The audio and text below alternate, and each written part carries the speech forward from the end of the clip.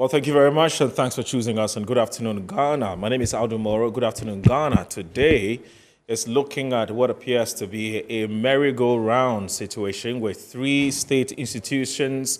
We're talking about the Office of the Special Prosecutor. We're talking about the Economic and Organized Crime Office. And we're talking about the Attorney General's Office. There's been a back and forth between the Office of the Special Prosecutor and the EOCO concerning what we're doing with the stashed cash in the house of a former government official, former Minister for Sanitation.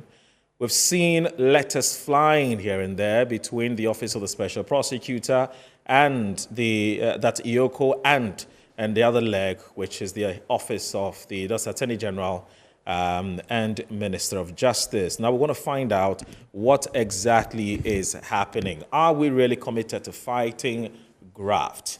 That's the conversation for us this afternoon on Good Afternoon Ghana. When I come back, I would give you context to why we're having this conversation. My name is Aldo Moro. Stay tuned in. I'll be right back.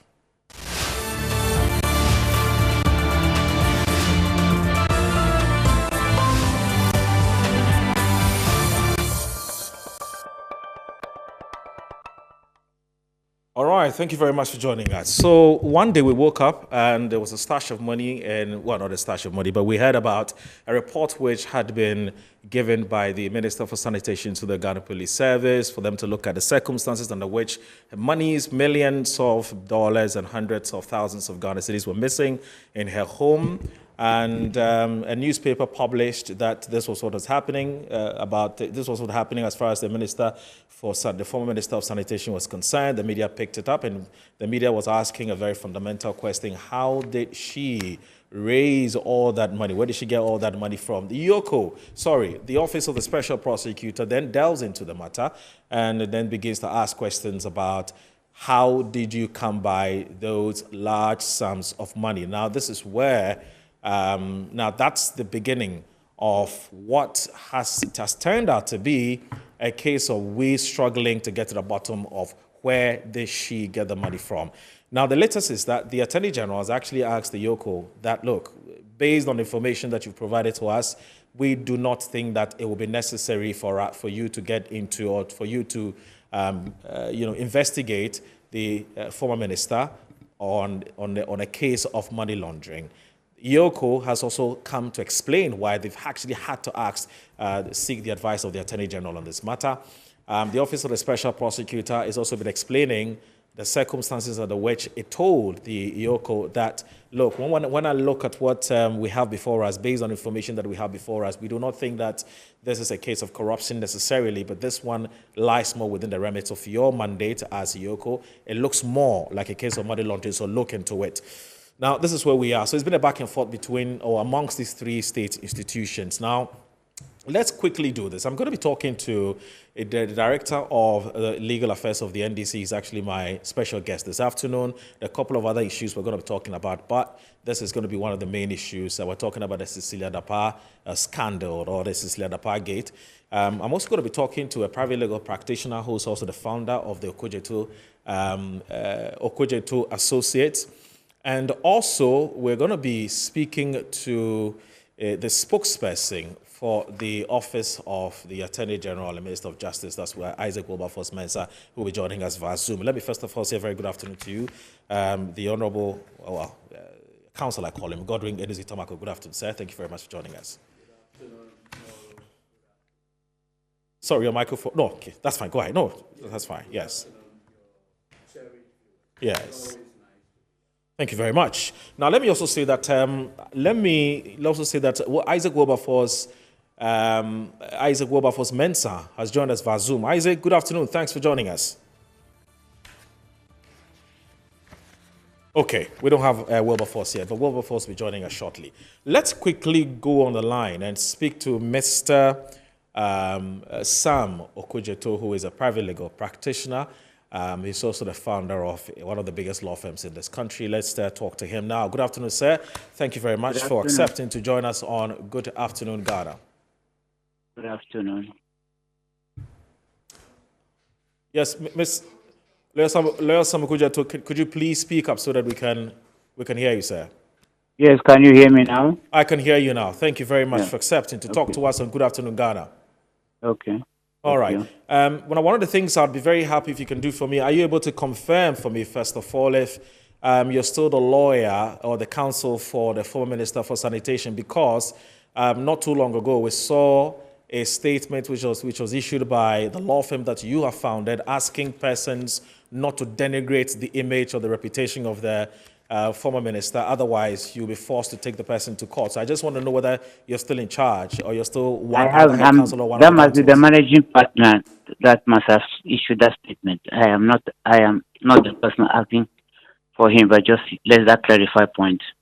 All right, that's fine. I think that clarity is important. Now, you're on record to have expressed some concerns about the way the media has been tackling or has been, interrogating this CECILIA Dapaah matter. What exactly are your concerns? No, my concern is that when something happens, the media, instead of trying to seek at least some sort of expert knowledge on the issue, they they blow it, and then sometimes you can ruin a person's reputation or even classify the person as a thief when the facts are unknown. So that was what I was being asked, and I expressed my view because the question was this: "Oh, that she has always spent your money in there." And I asked the question. I said, "Has anybody complained of a stolen money?" And of course, the answer I got was that nobody had made a complaint. I said, I understand, was rather the one who complained about her money being stolen. And then the news I heard later on was that the special prosecutor went to search her house, collected monies and the rest of them, and that she was going to prosecute. All right, okay. Is she being prosecuted on? On what offense? According to the criminal code, was she being prosecuted on? That was not indicated. And then later on, the press again took it up and said, why was she not prosecuted? So I said, well, you those things you could have taken the trouble to find the expert on the subject to try and find out what its whole law is about. Because there is a law on the Constitution which talks about declaration of assets. And the procedure of what is to be declared were all covered by law. Has that person fall foul of any of those provisions? That was not indicated. And so we go on blowing it. Now I understand, I'm quite clear on that the Attorney General has said that the file or so that was sent to EOCO had been withdrawn because the file did not contain anything upon which EOCO could have acted. And then the question I'm being asked was, why did the Attorney General withdraw the case? Well, so far as I know, Attorney General has not prosecuted anyone. So I think you'll see my concern. Now, so your first and foremost concern is that these discussions have been held in some quarters ignorantly, and that's one of the concerns that you have. Yeah, that they could easily have been able to ascertain at least the facts, the law, and whatever else they could have been to ascertain that, because there is a media freedom, but the media freedom also implies that before you say something against someone or about someone, you must at least investigate it before you said so.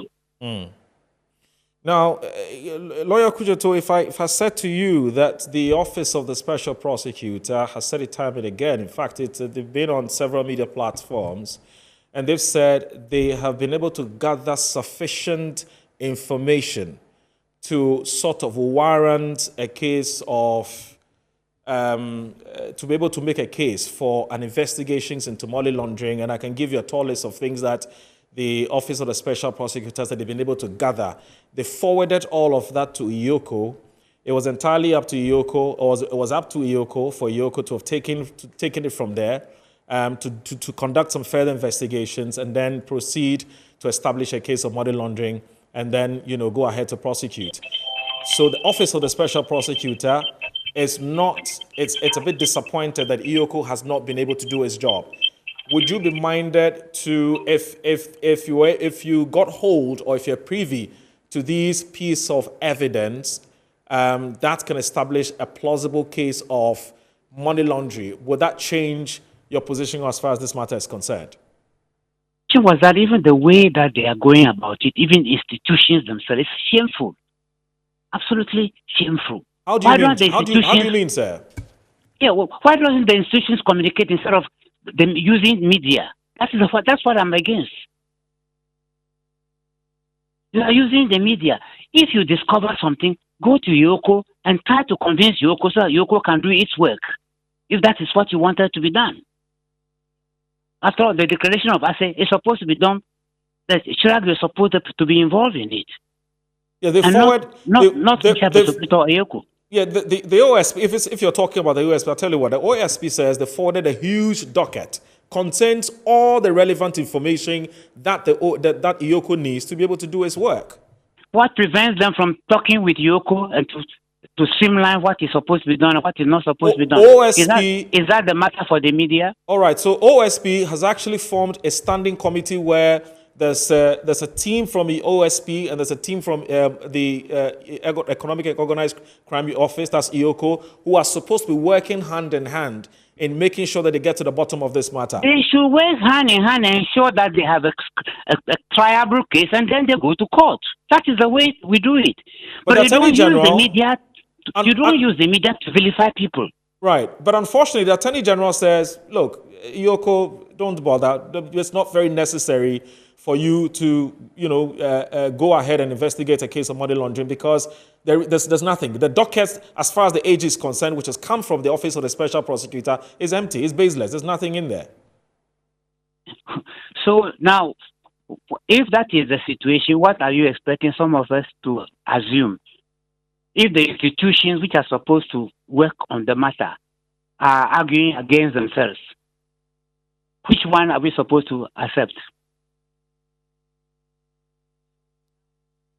You are the media. Which one do you want us to accept? But which one do you want to accept, sir? These are the... Well, I am not the one. I'm just saying that I know the procedure on matters of this nature. And I'm saying that the way they are going about it is just not the right approach. Because you are virtually convicting the person even when none of you can even agree on what you're supposed to do. Okay. One of the things that you're also on record to have said is that let's cut out the hypocrisy. We all save monies in our homes. If CECILIA Dapaah has some stash of money in her home, really, what's the big deal? No, what I'm saying is that I will just refer to you. In the Bible, Jesus, when they brought a woman accused of adultery, and she asked those who were holding the stones to kill the woman and asked them, which of you have not sinned? Throw the stone. What I want to understand is that there are a lot of things going on in the country here, whereby sometimes you can pick on one person. Look, the declaration of asset was meant to apply to all public officers, office holders. They were all defined in the law. They're supposed to declare their assets. The period is also indicated there. If they don't declare, there are sanctions meant to follow for them to act upon. Are they doing this? Are those institutions following that rule? I have been in this country and I've seen office holders, allegations of corruption against them. Of course, not in the media, but people whisper it from mouth to mouth. And yet, no one of them, anyone has gone under that law to go and investigate to say declare the assets. I see. Some of us are even of the view that merely declaring the assets secretly to an institution should not be enough, that they should try and see whether they cannot amend the law to ensure that the declaration is published. So that if the public sees that the person has acquired something which is not what he or she has declared, he can then go ahead and even institute even an individual prosecution. that it can even be done. None of them has been done. I'm just saying that merely for the special prosecutor to be making that pronouncements on the when you are supposed to work with the institution, you are not the person supposed to do the prosecution. Why don't you work with those people to ensure that the right thing is done? That is just my beef, nothing more than that.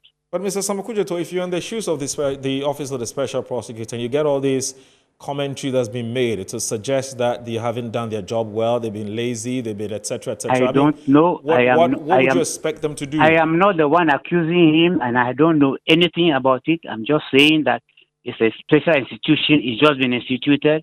Maybe they may take a little time for them to be able to find their feet and to do it quality. That's quite possible. But I'm just saying that do the right thing. Don't go using the media. You've arrested, you've done that. Why don't you just gather the facts, solid facts, and then proceed as the law requires? That's what I'm saying. I see. All right. I hope it's clear.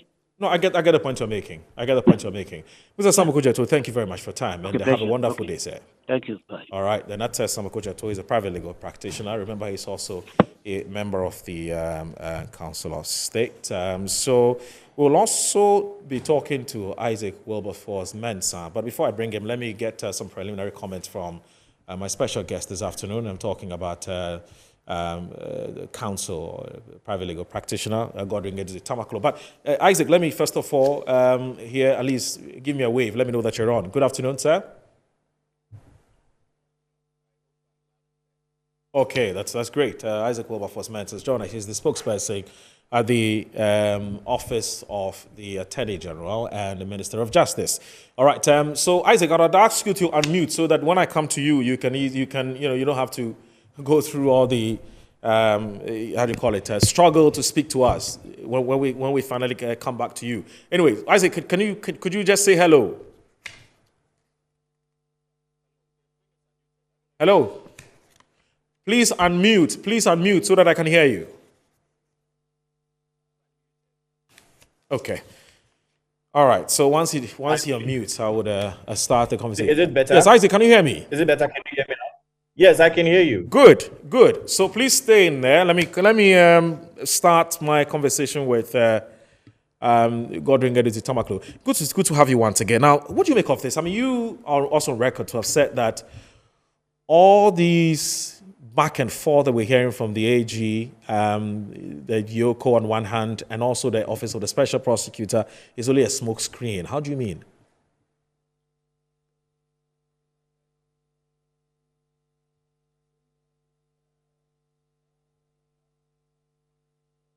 Context.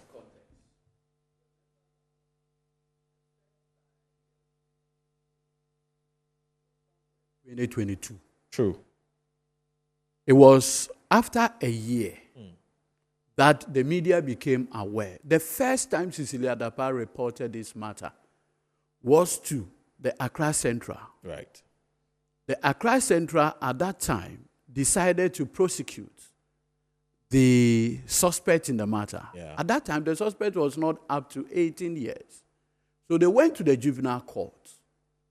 It was subsequent when she attained the age of majority that the Republic now went to the circuit court. It was at the circuit court that Chronicle newspaper published the details. Front page. The front page. Then it became an issue. Then the OSP. when the matter became so much, right, Madame CECILIA Dapaah herself decided to resign. So if you look at the president's letter dated 22nd July 2023, yes. He basically thanked her and indicated that with the benefit of time, her integrity will be established. Right. That's the timeline. Right. At the time, Madame CECILIA Dapaah, as it were, reported the lady to the police then in 2022. What were the facts? She reported her missing money. True. Then subsequently, when Chronicle publication came and issues started coming up, and she had to resign, the public concern was, how come that a minister of state had that much money that can be stolen at home? So when these issues happened, the special prosecutor now got involved, the office, and started the investigation by doing a search in her house. It is the search that uncovered other huge sums of money in dollars, Ghana cedis, among others. Yeah. Then the public said, look, if you had reported that this amount of funds have been stolen from you, and at the time that you claim this amount had been stolen, and you still have this more in your house, then we want to know that you are a minister of state. That is what we know you do. Yeah. What is the source of the fund? Legitimate concern. And so I find it extremely ridiculous that a very respected lawyer, like the Honorable Samuel Kujeto, is that the name? Yes, Samuel Kujeto, yes. Yes, that he will say it matters not. Yes, he says it matters not. How in God's name can, this is a man who is advising Mr. Akufo-Addo at the Council of State. And if this is his mindset, can you imagine what kind of advice he's giving the president? He says we're Ghanaians. We save money in our homes all the time.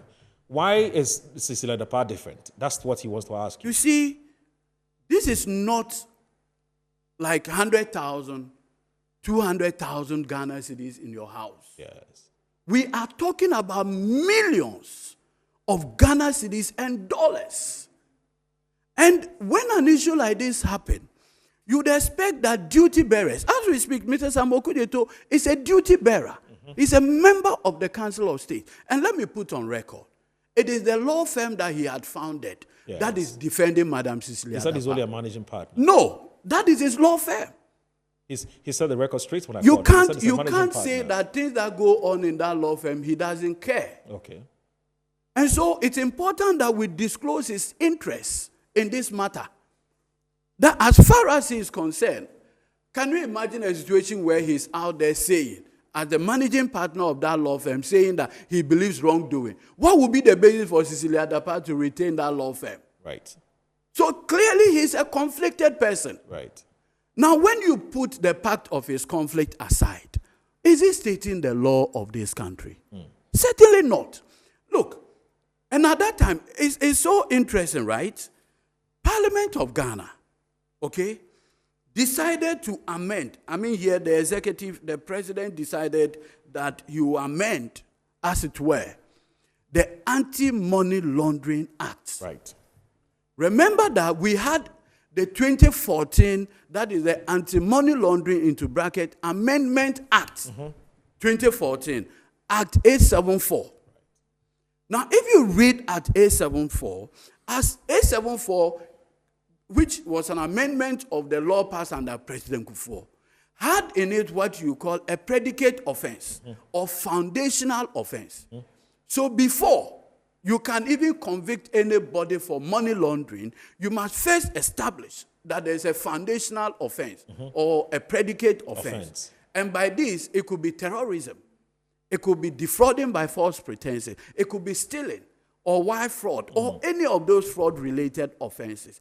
That becomes the foundational offense. Right. Then on the basis of that foundational offense, you can now proceed, having convicted a person on the predicate offense, now proceed with the money laundering charge. Okay.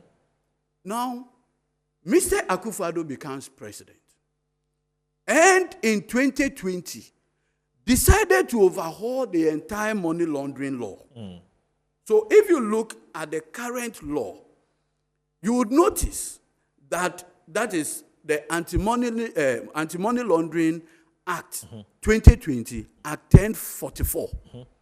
This law went before the Council of State for their advice. They advised the president where Mr. Kujeto was there.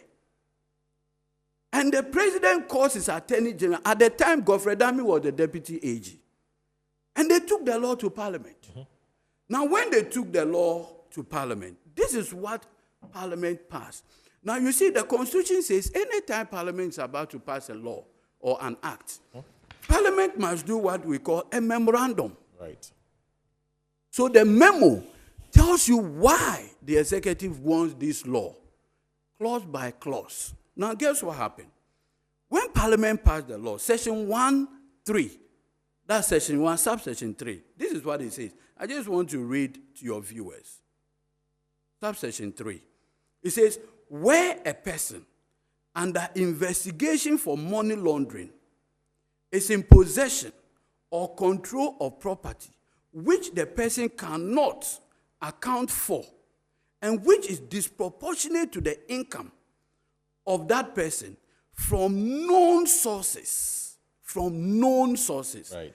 that person shall be deemed to have committed an offense under subsection 2. Okay.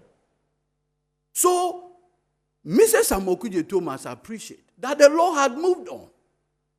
The current regime that we are dealing with, which is Act 1044, provides under 1.3 that 1, the person should be under investigation.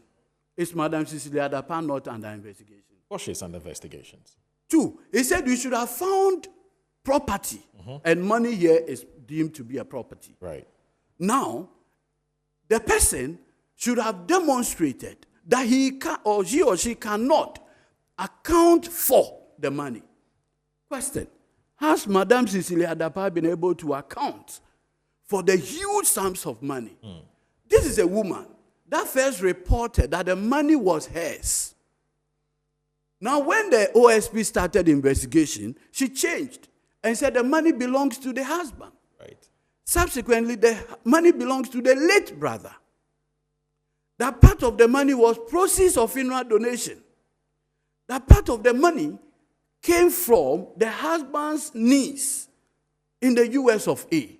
Quite clearly, Madam CECILIA Dapaah had situated herself in a situation where she's unable to, as it were, account for the source of the money. Right. Now, the law says that, unlike the 2014 law, which requires that you must first establish a predicate offense or a foundational offense, the law now says that to the extent that the person is unable to show the source of the money or the source of the money is disproportionate, what is the known activity of Madam CECILIA Dapaah? Sure.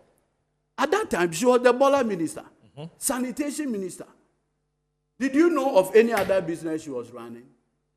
When this matter came out, she said she had a cosmetic business that she was doing. Absolutely. The special prosecutor retrieved the said sole proprietorship documentation. The name on the document was not Madam CECILIA Dapaah. Right. Meaning that she is not the owner of a business. So what then is the source of the money? In fact, if you look at the OSP report, the affidavit sent to court, they made the point that when they went to a house, some of the monies were in envelopes scattered around. That is the fact. Are we saying that Mrs. Sam Okujeto, a very respected lawyer, who for all intent but for hypocrisy, and I always say this, I have known Mr. Sam Okujeto and his advocacy in this country. If an appointee of John Dramani Mahama had been found to have this kind of funds in his house, what would have been the reaction of Mr. Sam Okujeto? Beyond the fact that his law firm is the one representing Madam CECILIA Dapaah. I suggesting would have been a different approach. It would have been a different. And so you can see a certain level of duplicity. And you see, I always ask, a person like Mrs. Sam Okujeto, at a very advanced age, if you cannot stand for any principle, what exactly can you stand for? You advise the president at the Council of State level. You can see obvious wrongdoing. But for convenience, lack of principle, you are saying it matters not in this country. You know, so you can. That's the first phase of your submission. No, but you see, I just wanted to read something so you can. Before I go to the office of the Attorney General. You see, if you look at the time Parliament was considering the what do we call it, the amendment to the Anti-Money Laundering Act. This is what Parliament said in the memorandum. Okay. I just want to read. Right. It says, Clause 3 seeks to ensure that Ghana meets the requirement under Recommendation 3 of the Financial Action Task Force, which requires that when proven that property is the proceeds of crime, it should not be necessary that a person be convicted of a predicate offense. Okay. The clause, therefore, introduces a component which distinguishes the offense of money laundering as a stand-alone offense. I see. So this then defeats... In the past, you needed to establish a foundational crime. Right. Then money laundering proceeds. Do you get it? Then in 2020, under the watch and direction of Mr. Akufo-Addo, That has changed. Ghana then now passed the Anti-Money Laundering Act 2020, Act 1044. Okay. 1044 introduced this clause, subsection 3. Okay. And the subsection 3 now makes money laundering a stand-alone offense. Right. And all you need to establish, and listen carefully, Article 19 says that it is the prosecution's responsibility to prove your guilt throughout, Yes. unless you plead guilty. And it should be done proved beyond reasonable doubt. By the introduction of subsection 3, the burden is shifted to you, the suspect, to prove the source. That you legitimately acquired Yes, wealth. that you legitimate. So you here, if you are under investigation for money laundering or its related matters, yours is to say, oh, if you found 2 million in my house, that 2 million is the work I do for Metro. Right. Or I run a side business consultancy. I'm the director here. Yeah. Or I run a small scale mining business and I make some money and this is the source. If you've got to back it with evidence. You have to.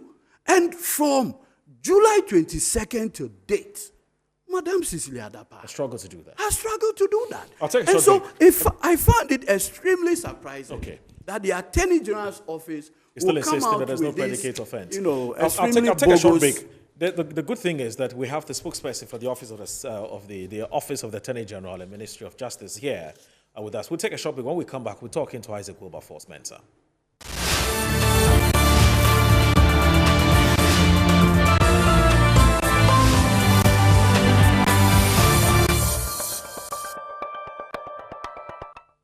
All right, welcome back. We're having a conversation about the back and forth between the EOCO and the Office of the Special Prosecutor in answering the very basic question, where did the former Minister for Sanitation get that money that was stashed in her house? The EOCO says that based on Attorney General's advice, they are unable to proceed to investigate a plausible case of money laundering. The OSP says they are shocked because they have given them more than enough documentations for them to be able to establish a case of money laundering, and they don't even need a predicate offense to be able to do that, and that money laundering as a standalone crime is prosecutable. So let's do this. Let me speak to the spokesperson for the Office of the Attorney General and also the Minister for Justice, Isaac Wilberforce Mensah. He's been on Zoom with us for a while now. Isaac, good afternoon once again. And I want to say a big thanks for accepting to talk to us. I just have a couple of questions I want to ask you, and we can do this briefly before we get to some substantive cases. Now, first of all, are you on record to have said that the OSP, based on information that you have with you, has actually cleared CECILIA Dapaah of any possible wrongdoing? Of any possible corruption and corruption-related offenses. So it's evident from the documents available in fact, to the best of my knowledge, most of these documents or the relevant documents are even out there in the general public.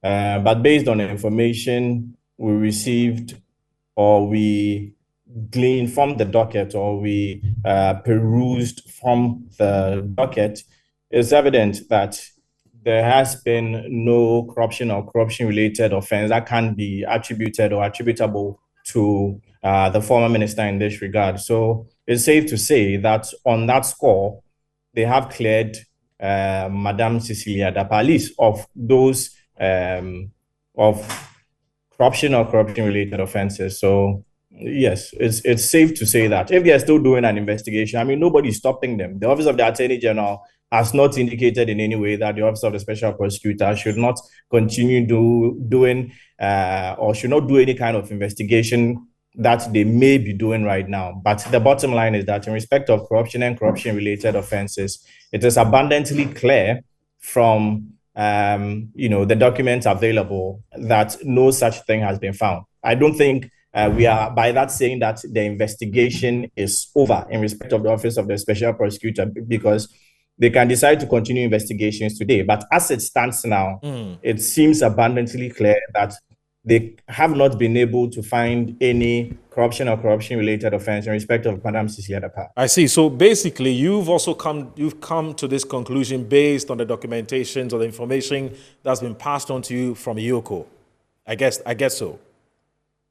Yes, and the information passed on to us from EOCO is the exact information passed on to EOCO from the Office of the Special Prosecutor. But you can't. So by extension, the information that we had is the information from the Office of the Special Prosecutor. But they have not disputed that in any way. All right. But you can't be absolutely sure about that because you're not getting this directly from the Office of the Special Prosecutor. It is EOCO that's telling you this is what we have. It may not necessarily be that that's exactly all that they have. I don't know if they get a point I'm making. So then it's got to be, as far as what you got from EOCO is concerned, there isn't sufficient basis, in your view, for EOCO to proceed. You don't find it necessary for EOCO to proceed? No problem. Okay. I mean, granted. But have you noticed or have you not noticed that whenever you put a direct question to, for instance, the Director for Strategy for the Office of the Special Prosecutor, whether or not an offense has been found, that they are going to go ahead to prosecute? All right, so I've heard... They make statements like the case can be reopened at any time. So that should suggest that even as far as they're concerned, they have found nothing to use as a predicate offense for EOCO to investigate the matter of money laundering. All right. Now, here's the thing. Now, the Office of the Special Prosecutor, first of all, says that, look, during their investigations, they got to a point where they realized that in order to establish a case of corruption, stricto sensu, that may be a bit difficult. However, and that actually falls within their jurisdiction or within their remit or within their mandate. But a case of money laundering is plausible based on a number of documentations that they have been able to lay their hands on. They talk about 20 witness accounts, some locally, some internationally. They've spoken to somebody in America who actually, whom they were told was one of those who gave CECILIA Dapaah money. They've spoken to the person. Hold on a second. They've spoken to that person. The person's account and what CECILIA Dapaah is saying are inconsistent. That in itself can constitute grounds to,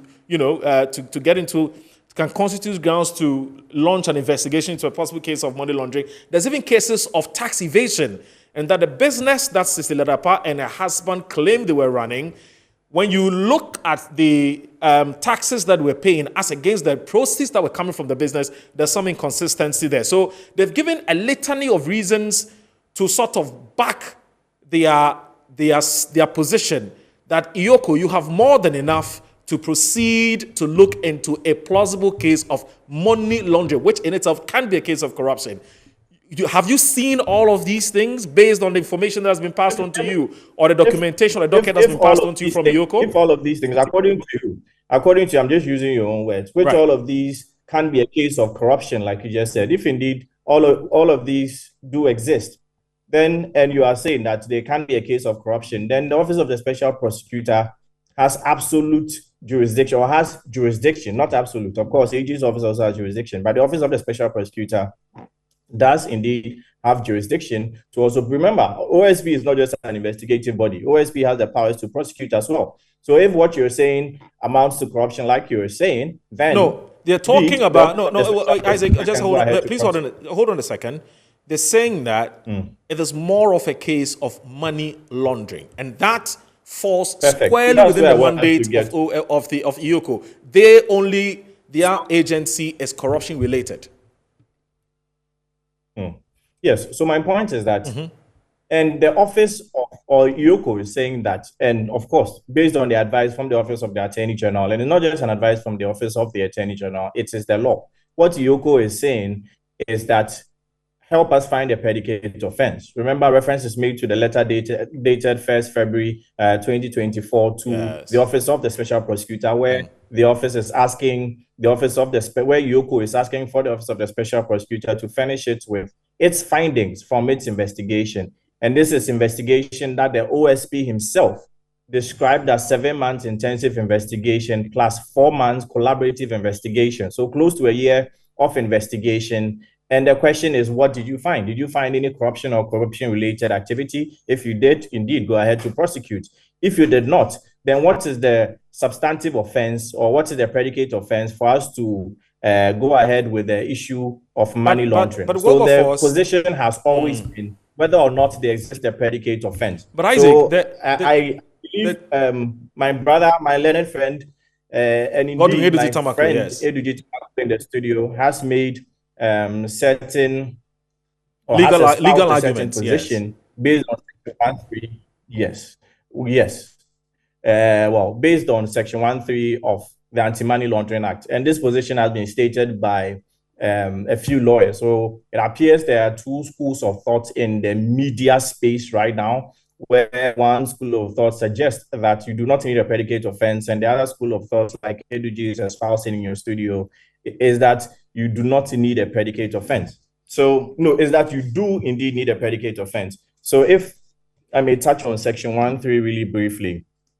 So Section 1.3 says that, I'll start from Section 1.2 so that we can all follow the trajectory of the argument and the position of the law and why the Attorney General is saying that you need a predicate offense. So Section 1.2 is saying that a person commits an offense of money laundering if the person knows or ought to have known that a property is or forms part of the proceeds of an unlawful activity. So that is the definition of money laundering. There has to be an unlawful activity. So it's not just having proceeds, but the proceeds ought to have come from an activity. That is the money laundering. Section 1.3 is saying that where a person under investigation for money laundering. So Eduji is wrong to have said that where a person is under investigation. It is not where a person is under investigation. The law says where a person is under investigation for money laundering. So money laundering has been stated there that if you are being investigated for money laundering, and money laundering has already been defined in Section 1.2 to say that proceeds of an unlawful activity. So even in 1.3, you cannot take out the unlawful activity bit because it's where you're under investigation for money laundering. So now let me go to the issue of the memorandum, which you also spoke about and which lawyers like Martin Pebu has also been putting out in the media. Section 1.3, according to the memorandum, let me just read the memorandum briefly so that we will all be on the same page. At least I want us to make this legal argument and not an emotional one or, one with any other consideration apart from a legal one. So my position is, what does the law say? So having explained Section 1.3, looking at the law itself, what it says, I'd like us to look at the memorandum. Give me a second. So what the memorandum says in respect of Section 1.3 is that the clause, or Section 1 says the clause seeks to ensure Ghana fully meets the requirements under Recommendation 3 of, so let's note this here, that Ghana meets the requirement under Recommendation 3. So my learned friend Eduji keeps jumping to that, Recommendation 3, but nobody's really telling you what's in Recommendation 3. So it says the clause seeks to ensure Ghana fully meets the requirements under Recommendation 3 of the Financial Action Task Force, which requires that when proving that property is proceeds of crime, it should not be necessary that a person be convicted. Okay. So there are key words used here, even in the memorandum, that a person be convicted of a predicate offense. So what the law is saying is that you do not need to be convicted of the predicate offense for the money laundering to be established. Now, a person may have done an unlawful activity, but you do not need to be convicted of that unlawful activity for a charge of money laundering to hold. And it goes on to say that, it goes on to say that the clause therefore introduces a component which distinguishes the offense of money laundering as a standalone offense. So saying that money laundering is a standalone offense in this regard is saying that you can charge a person for money laundering alone. Saying that you can charge a person for money laundering alone does not in any case or in any way or form mean that there ought not be an unlawful activity. Because let me give you an example. A colleague at this office, a few rooms away, is currently doing a case where a person in the US did a lot of fraudulent activities or scammed several people. And the person is in Ghana trying to conceal the proceeds of that unlawful activity. Now, because the offense, the main offense, the unlawful activity happened in the US, Ghana does not have jurisdiction, so we cannot convict that person of that unlawful activity. However, the unlawful activity has taken place. So all this memorandum is saying that you can indeed charge the person a loan for money laundering, and that person has been charged for money laundering simpliciter, a loan. It does not mean that there is the absence of an unlawful activity. We needed to show that there has been an unlawful activity before money laundering could come in. All right. Now, why I made reference to the RATF, sorry, the FATF, that's the Financial Action Task Force, the recommendation 3. Ask them what the recommendation 3 is saying. So recommendation 3, I'll read to you, more I'll do. It says here, countries should criminalize money laundering on the basis of the Vienna Convention and the Palermo Convention. Countries should apply the crime of money laundering to all serious offenses. Listen, to all serious offenses with the view to including the widest range of predicate offenses. That is what the Financial Action Task Force recommendation 3 is saying. And this is the update from November 2023, barely a few months ago. So if the memorandum is saying that in accordance with recommendation 3 of the Financial Action Task Force document, and this Financial Action Task Force recommendation is saying that with a view to including the widest range of predicate offenses, what is this argument about there shouldn't be a predicate offense? All right. I'm lost. Okay. So indeed, the law is abundantly clear that you necessarily need to show a predicate offense. I get it. All right. Thank you very much, Isaac, for your time. It's been great talking to you, sir. Thank you too very much, Moro. All right. We have 6 minutes. Moro, sorry. Yes. Before I go off, I don't know if I'm still here. Before I go off, let me touch on Article 286 because Article 286 has also been put out there a lot by lawyer Matipe. I want to use your show because I don't want to be doing this back and forth a lot on various platforms. So I'm really hoping that my explanation on your show would put an end to this argument of predicate offense. Now, Article 2864, which Martin Pebu, for instance, I've heard him say that we've always had this law. We've always had this law in our society, and because of Article 286 as far back as 1992. What Article 2864 is saying is that any property or assets acquired by a public officer after the initial declaration required by clause 1 of this article, and which is not reasonably attributable to income, gift, loan, etc., shall be deemed to have been acquired in contravention of this constitution. This Article 2864 is not an offense creating article or provision. Now, what Article 287 says is that when this happened, any allegation of a public officer having contravened this provision, you make a report to SHRAJ. And when SHRAJ takes this information and do not get any reasonable explanation from the public officer, SHRAJ can then cause an investigation into the, so it takes it back to an investigation into the source of the person's wealth, which is money laundering as defined by Section 1(2) of the Anti-Money Laundering Act. I get it, Isaac. And please, so I know you are unfortunately, Isaac, we can't because we have, my guest would have to make a response and we have just 2 minutes. I beg you. Thank you. Don't worry, we'll have you on Saturday on Inside Pages and we have more time. So let's do a part 2 of this on Saturday. Thank you, my brother. Isaac. Yes, my learned friend Isaac has a very difficult job. Okay.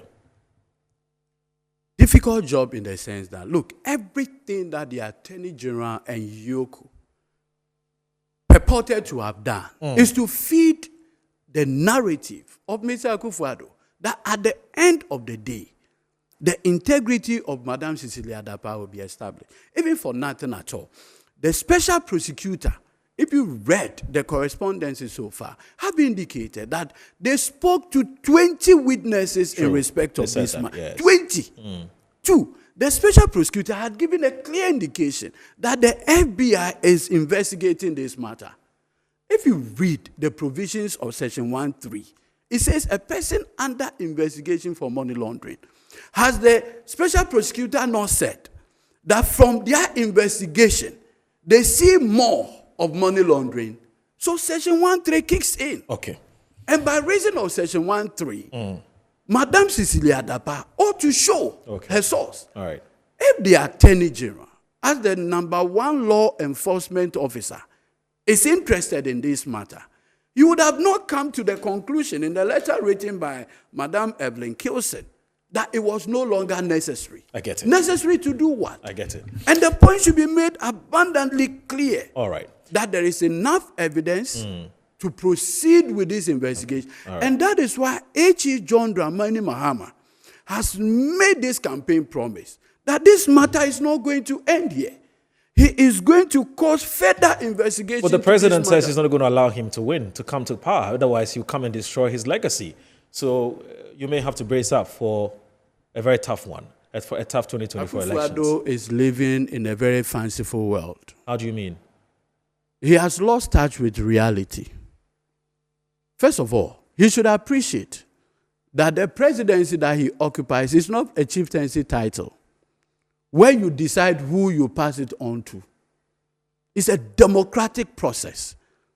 And you see, if you pick the comments of Mr. Akufo-Addo, they are subversive of the will of the people of this country. Look, he started this ridiculous, reckless commentary right from 4th of November 2023, when Bawumia was elected. Yes. Subsequently, at Winneba, he repeated it. And yesterday, at the Doblo or whatever program, he repeated it. I think Akufo-Addo must appreciate that the Constitution itself recognizes the fact that there should be a continuity of governance.